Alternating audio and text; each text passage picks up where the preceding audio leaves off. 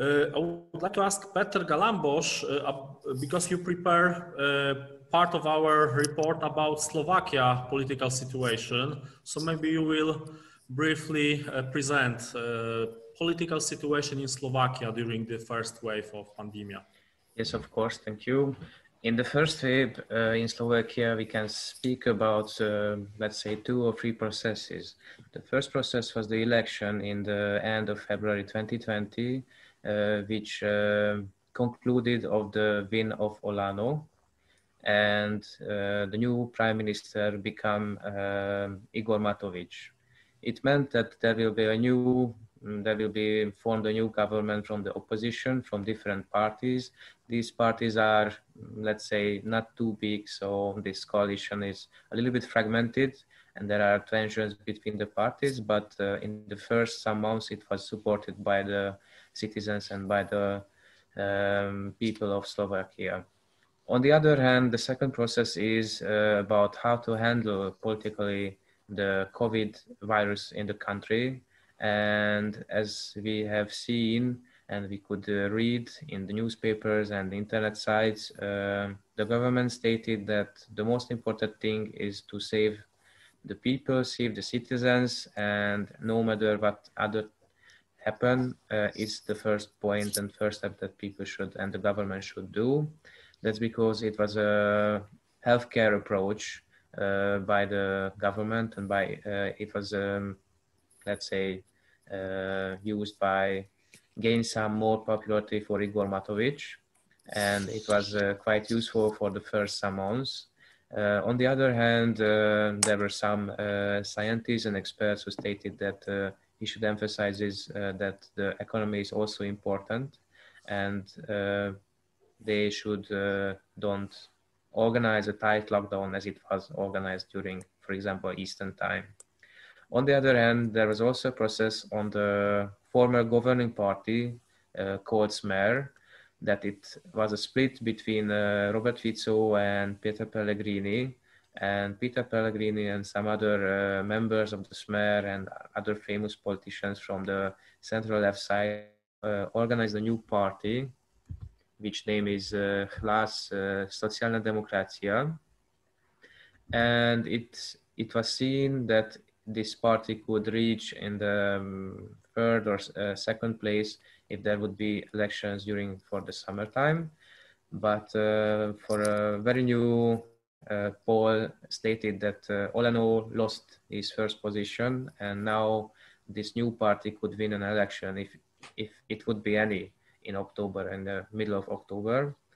And last but not least, we should mention that if we speak about the Hungarian parties, it's from Hungarian perspective very important that if the small Hungarian parties would run for an election, they could go into the parliament now, but basically they could reach about between 5 or 7% of the votes. And there is a news, and there is also a dispute. It's a very new, let's say, Igor Matovic announced some days ago that Slovakia will test all of the citizens of the country, which is a quite new method in the European Union and also among the V4 countries.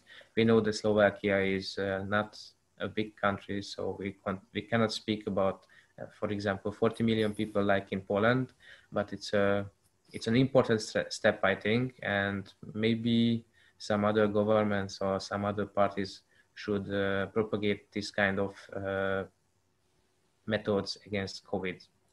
So all in all, there is a new government in Slovakia, which was in the first some months very, very popular, and it didn't lost its popularity.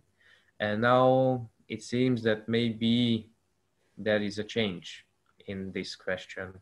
And I think it's a good example for the other V4 countries that we can expect change in the popularity of the governing parties. It is true, or it can be true also in Poland and in the Czech Republic, and it's questionable, or it's a question in Hungary, as Mr. György stated. Thank you. Thank you, Peter, for your presentation about Slovakia. It's deep change in political system in Slovakia, definitely in last months. Okay, my next question is about discussion about the coronavirus in media, general in public, because the most attention is paid to issues related to medical, economic, and political issue. However, social issues are equally important. What will be the consequences of economic crisis of labor market, in your opinion? What are the challenges that the education system has faced? What are the challenges that V4 societies is facing or will face in near future, in your opinion? Maybe Agata Tatarenko will start and present situation in Poland and Czech Republic. Oh, you must, we can hear you. Okay, thank you. Okay, so I apologize, I mute my microphone. I would like to briefly add to the political question. I think that I would agree with Peter about this change, and also we can see in the Czech Republic that there is some kind of movement in the political scene, and the regional election was gained by Ano party, but this wasn't the result that Babiš wanted. And for the social consequences, I think that the issues related to social exclusion caused by the economic corona crisis or deepening social inequalities related to the operation of the education system during the lockdown in V4 country has been already a little bit discussed in the beginning of our webinar, and it's also described in our report. We can also indicate that in the report we presented that the result of corona crisis is a deepening inequalities between not only countries and region, but also between the gender. And this is especially true for women who work in industries strongly affected by the crisis, like travel industry, hotels, beauty industry, educational, healthcare. But at this point, I would like to highlight some other challenges that the societies of the V4 are facing during the corona crisis or will be facing after the pandemic end. And in my opinion, the very important one is the role of the digital civilization. And I not mean only the role of media in access to reliable information, because the pandemic has shown how important is the counter disinformation and the fake news, and also how important the voice of expert is in the media. And when talking about the digital civilization in the condition of the COVID-19 pandemic, it is not impossible to mention digital security. And the pandemic triggered the digital transformation, which we were not prepared to, but also show how important is the digital security. This perspective is very close to the Czech Republic. Also, it was before the pandemic, as the country has often struggled with cyber attacks, including, for example, cyber attacks on hospitals. And I think also that the remote work, remote learning, remote entertaining, and the remote shopping indicate the need to develop and implement appropriate solution that would ensure digital security. And in this context, it is worth adding that one of the strategic goals of the Polish presidency in the Visegrad Group, which coincided with the pandemic period, is digital V4, and one of the main elements of the V4 cooperation in the area of digital agenda, including digitalization, artificial intelligence, and cyber security, Unfortunately, I have to say that for the first wave, we haven't been prepared in the V4 countries for this kind of digital transformation, and it was the big problem in, for example, for schools that were closed, and the lack of the computers, because we all have the computers in our household, but there is a problem if you had the need to use the computers for several hours straight only for you, and also dispose a lot of problems, and the governments, they took some action to give the computers for the pupils who needed, but it took some time. Thank you for now. Thank you, Agata. And maybe I would like to ask about the social issue in Hungary, also Peter and George. So just a few, yes. Thanks. I suppose that we were facing a lot of problems, basically because Hungary was, I wouldn't say that was not prepared for this virus, because nobody was prepared in the world. So I wouldn't say that. But as far as education reforms and health reforms are concerned, this period showed all the problems. So just like in the case of an economic company or in a marriage, a critical situation brings out all the problems which you had previously. So as we didn't have a digital education system, or we had lots of health problems, it became critical. So I suppose that these situations brought out all the weaknesses of the previous years, and the next problem was that the opposition parties and the opposition media could not bring out a 100% treatment. So they criticized the government. That's all right, of course. You could criticize the government, but there was no real opposition solutions. What to do? It's easy to say that it was wrong, or it was not properly handled. But on the other hand, the opposition was also not prepared, and all the weaknesses of the Hungarian opposition parties came out also in the crisis, if you know what I mean. So, for example, we had a by-election last Sunday in Hungary, which was a very important by-election because the 2/3 majority of Fidesz was depending on this by-election, and the opposition was not prepared for the breaking of the 2/3 on this by-election. So I suppose on one hand we criticize the government and the Fidesz for handling problems, but on the other hand, we were not aware. I mean, the opposition and the neutral side, which I'm presenting here, a neutral civil organization in this dispute. So even the critical voices would not prove to be strong enough to handle solutions. I'm afraid I shall have to leave you at 11:45, but Peter will be in line, and I shall talk to him in the afternoon. But thank you very much for listening to me all this long. Okay, thank you. And just one sentence, I'm concentrating on the long-term problems now, how to handle this. These things are very important what we are talking about, but the most important thing for me is to see how to face the COVID on the long run. But thank you very much for listening to me. Okay, thank you, George. Thank you for your contribution to our meeting. Thank you very much for listening to me. Okay, Peter, maybe you will continue presentation about Hungary situation, about the educational system, social problems during pandemia.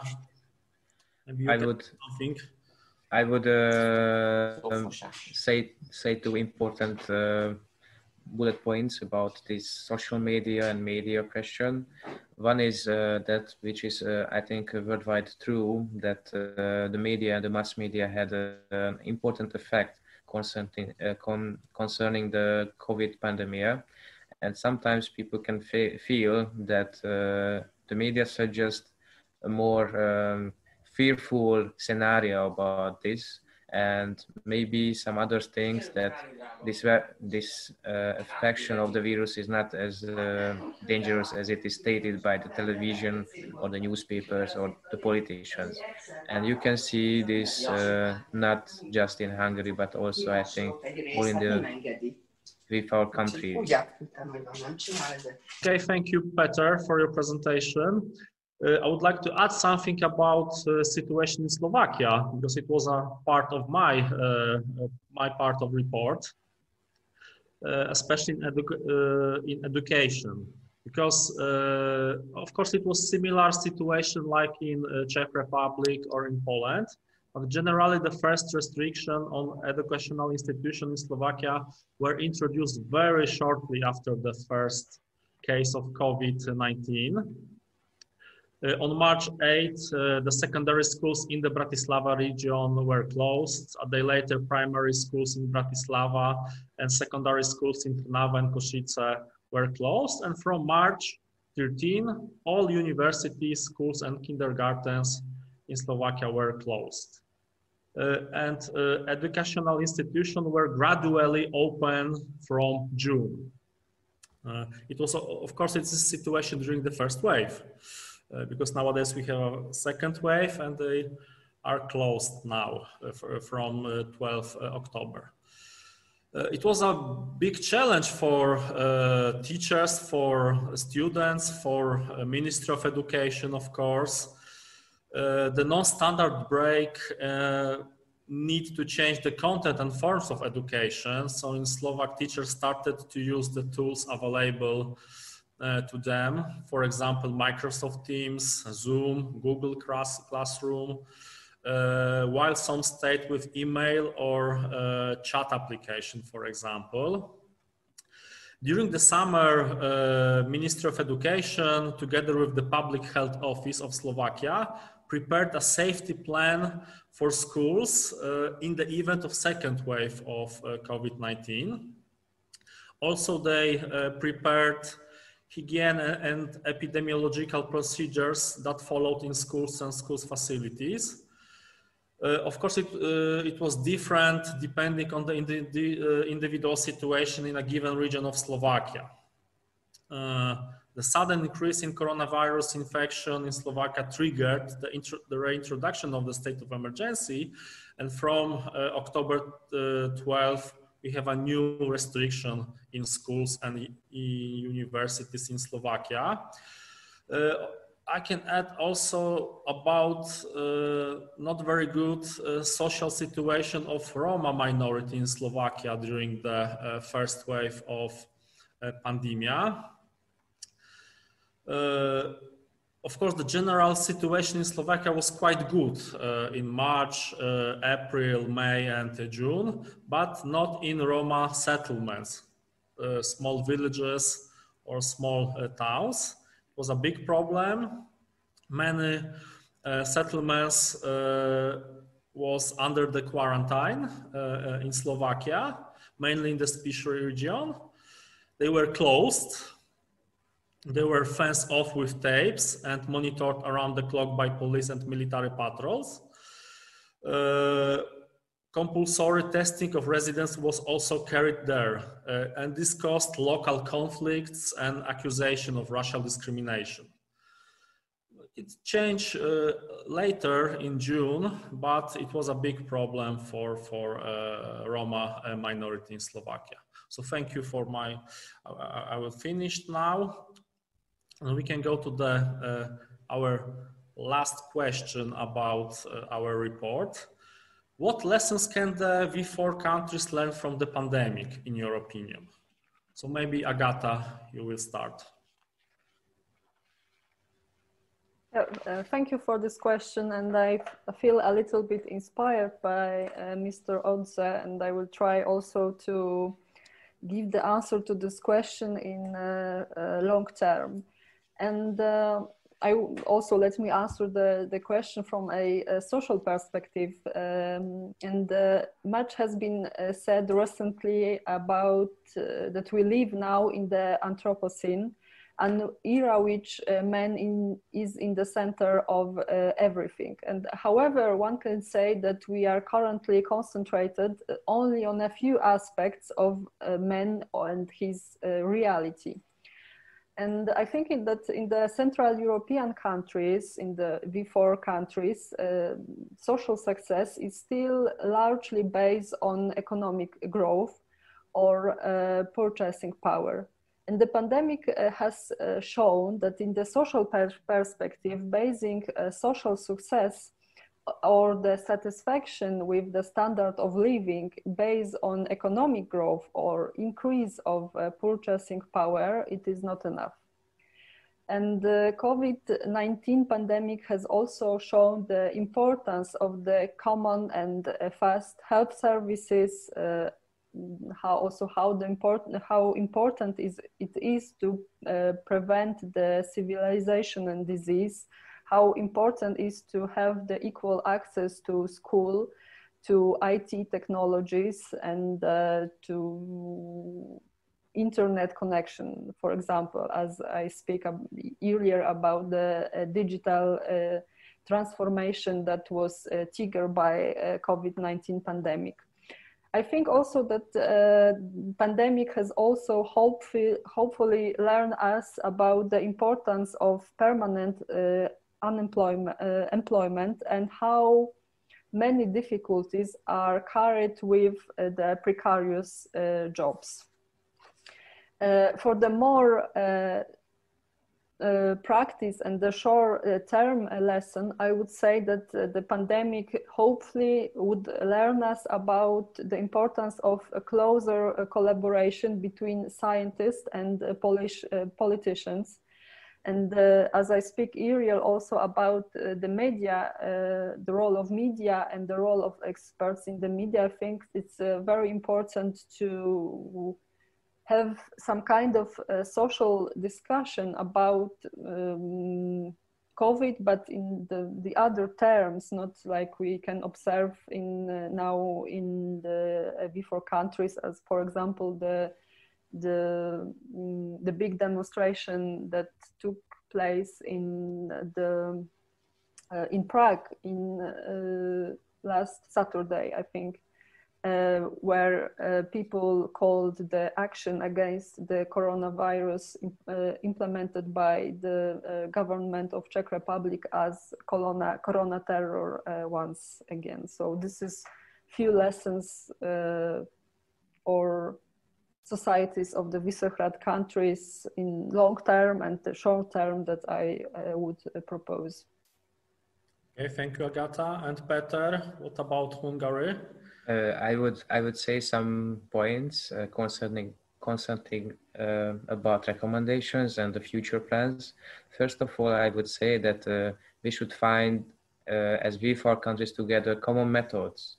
And now Hungary has a different approach, as it's seen, because we don't see the steps what, for example, Czech Republic and Slovakia is planning to do in the coming weeks or months.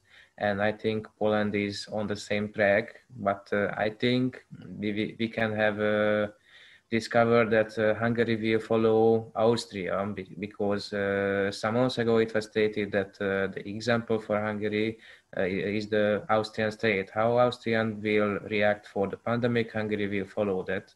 I think behind this idea is there are economic reasons from Hungarian perspectives, but I would say it would be much better if we work together on V4 level concerning the steps against COVID pandemic. On the other hand, I would say that it was very important that the Hungarian government and also the other governments of the V4 countries try to inform the everyday citizens about the situation. Sometimes and some days they are very annoying, that you just see some numbers and numbers about infected people, numbers about dead, numbers about the people who already recovered from this pandemic, from this virus, but it is very important to show the people that everything is okay, and the governments hopefully could control this pandemic. Even sometimes it doesn't seem that they are everything in control. On the other hand, we can show that in the four countries, let's say in Czech Republic, Slovakia, and Poland, there should be some extremist movements. In Hungary, until this time, we cannot say that we have this kind of demonstrations against the government or against the pandemic.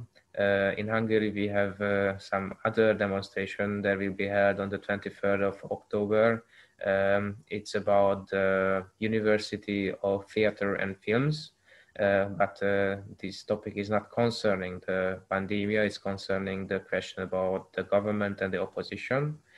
And one more remark, it would be very useful to think about, mostly for the companies and maybe for the state too, to use home office for the everyday workers. Because I don't know, I haven't seen any statistics about this, but I'm quite sure that some of the office buildings and bureaus are not needed for people because a majority of people can work from home, and it can help the budget of a company or a firm for the future, that they can decide for a worker who is working, for example, with a computer, that you can do your job from home. These are the recommendations, and maybe we can speak about the future too.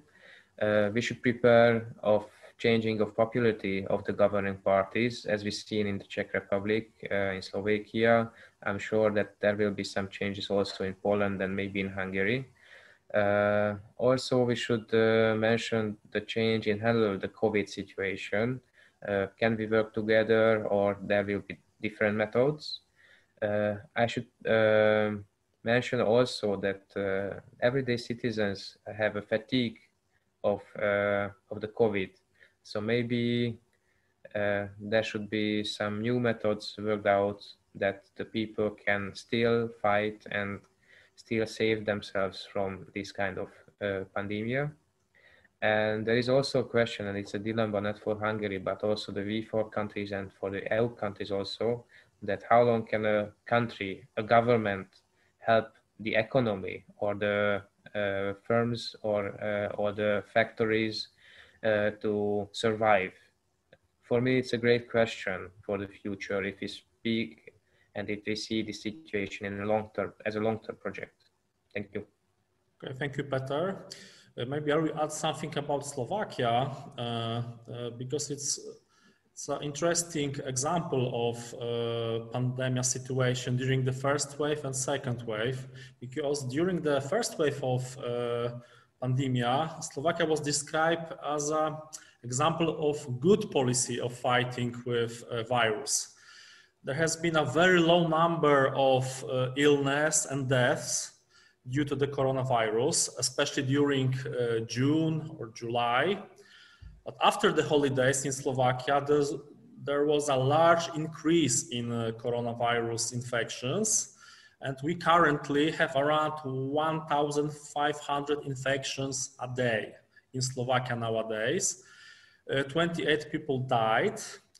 We must remember Slovakia have 5.5 million inhabitants, so it's quite small state, the smallest in Visegrad group.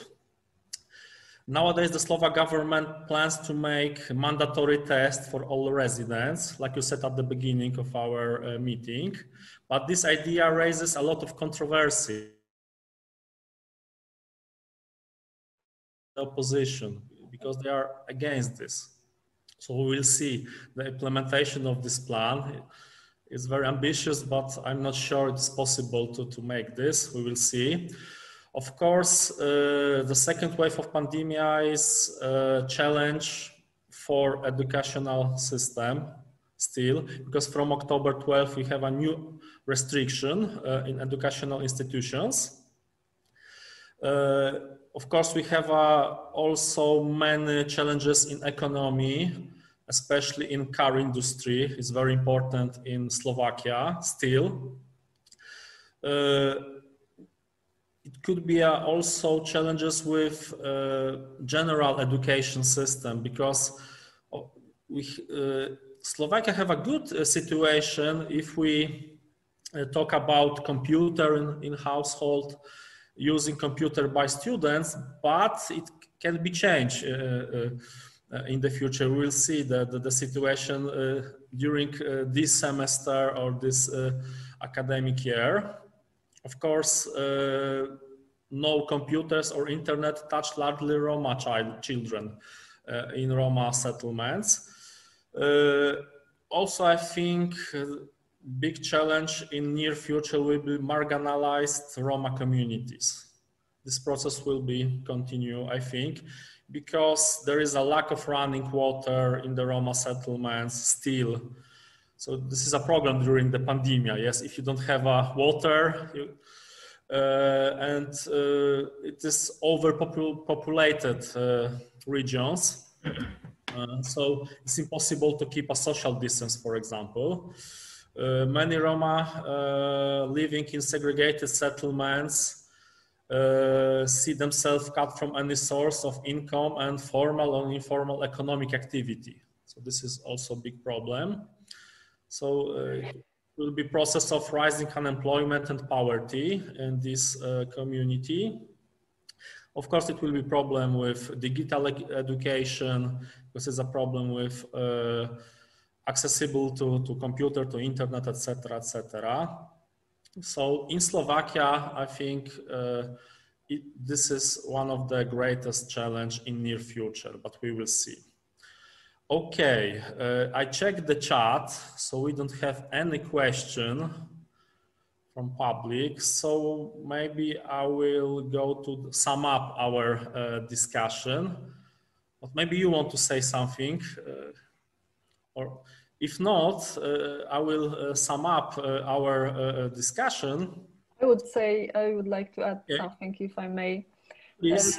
Yes, of course. Just for the lessons for the future, or just to say something about the problems that we are still need to solve, because also you mentioned this problem of digital reality and in Slovakia, for example, and I also think that this is a very important question to introduce the new law. Because the problem of remote work, which is very important, and as Peter said, I think it's going to be, it's more likely that the remote work will be some part of our reality also after the pandemic. And I think that we should to introduce new law about the new digital reality that we are living now, not only the cybersecurity, but special law solution like for example, for the remote working, for the remote work, for the organizing of the conference online, the webinar, as we speak now. I think this is a very important question to I would repeat once again, to think about the new law, to introduce the new law, which will in some way easier the remote work, because I think that this will stay with us also after the pandemic. Because I saw some statistic in Poland and in the Czech Republic that there is like a lot of people who would like to work remotely. Maybe not all the week, but 3 days a week. Some kind of hybrid system for the remote work is in favor in Poland and the Czech Republic. I don't know about the Slovakia or Hungary, but in these two countries, there is like a big need to introduce some kind of remote work, not only from the workers, but also from these the owners of business, the owners of office, that they recognize the advantages that came with the remote work. Like, for example, as Peter said, the lower cost of work. Yes. Peter, maybe you want to say something, or I have a small remark to our paper. Actually, I want to introduce for the audition that we have a recommendation about the V4 safe zone. I would say it was a very good idea during the first wave because we have lower numbers of infected people. And if we saw the people who died in this pandemia, these numbers were also very, very low. And that time it seemed that it can be a reality that the V4 countries, if they are working very close together, they are forming common policies, and they are working on EU level to reach this option, then it could be a very good position for the future. That, for example, the tourists and other business people could come to, let's say, to Slovakia or the Czech Republic, and they could be sure that that's a safe place to have a conference or have a meeting or do some businesses, and it could have helped for this region. But during the second wave, during these days, it should be only just it seemed to be just a dream that the V4 countries could be a safe zone. But I truly can say that it's a very nice dream that we should work on it, and maybe for the third wave we can reach this dream.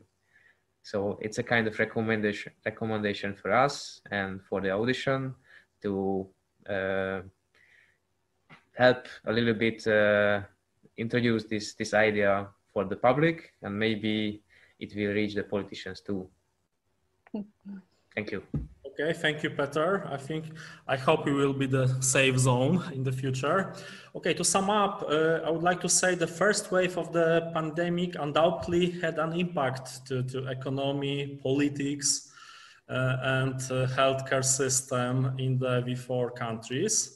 In addition, it affected communities in these countries, and some people were even excluded. The pandemic also changed the education system in all countries, I think. We currently had a second wave of coronavirus infections, and the situation is still very serious. So I think it requires further analysis, maybe second part of our analysis. I hope our report will be soon available online. So of course, I encourage all people or all people to read it, because it's more details than we present today, because we present only some conclusion about our report. I would like to thanks again to all participants our webinar for presenting their research. Have a nice day. Thank you very much one more time. But we have one question. Yes. We have a question. Okay. Yes. Oh, sorry, because it's okay. We have a question from North Macedonia. Okay, so from Balkans. I'm curious how the parliaments in V4 countries are working in pandemic time. Are the MPs working online or they are present in the institutions? We have now this question in our country, and I would like to hear your experience. So Agata, maybe you will start. So thankfully to the social media of Czech Prime Minister Andrej Babiš, we can know a little bit of how even now he's working, because he published a lot of how he worked. So for the first question for the parliaments, I think that in September they were working in person. There was not like a remote work of parliaments. For now on, it's difficult to say, because now as we speak, there are some changes introduced in the Czech Republic. So yesterday they had some kind of proposal for the new restriction in Czech Republic, but the conference was at, I think maybe it's as we speak. So I don't know what exactly they introduce today, because I'm not able to see now the result of the meeting of the government. So for the Prime Minister, the Czech Republic, for the Prime Minister of the Czech Republic, he mostly work remotely now, and all of the cabinet is there's almost all of the meetings are online, and as we learn today, not the Prime Minister, but the Czech Minister of Interior, Jan Hamáček, he's infected in coronavirus. So I think that there is this kind of remote work of Czech power will be going on. Okay, thank you. And Peter? If we speak about Hungary, I could say that some representatives of the parliament all the time working remote. They're just going there when it's about voting. On the other hand, just not to approach this question in this funny way, the Hungarian parliament works in a normal, regular way. So the representatives are going there, they have the disputes, the discussions, the voting, but they have the same restrictions. So they should wash their hands, they should wear masks, and I think they usually open the windows to get some fresh air for the politicians. But basically there is no dispute about to stop the parliament and work from home or work from remote stations. I don't know what the future will bring, but I would say if we speak about the politics of the government, they won't let to close the parliament. It's a let's say notion of power that we are still on the board and we are still governing and leading the country, and we won't let no one alone. So I suppose that it won't change. So the parliament will be filled with politicians. Okay, thank you, Peter. And I think in Slovakia we have a hybrid system similar to Poland. Some MPs working online, some of them are in the building of parliament. But since 1st October we have a state of emergency in Slovakia, so maybe it will be new restriction in near future and it will be changed. I'm not sure about this, but now it's hybrid system generally in Slovakia. So I hope we answer your question, Vesna. So thank you one more time for this interesting question. Thanks again to all participants. So I think we finished our meeting. Have a nice day one more time. Thank you very much. Thank you very much. Thank you for everything. Yeah.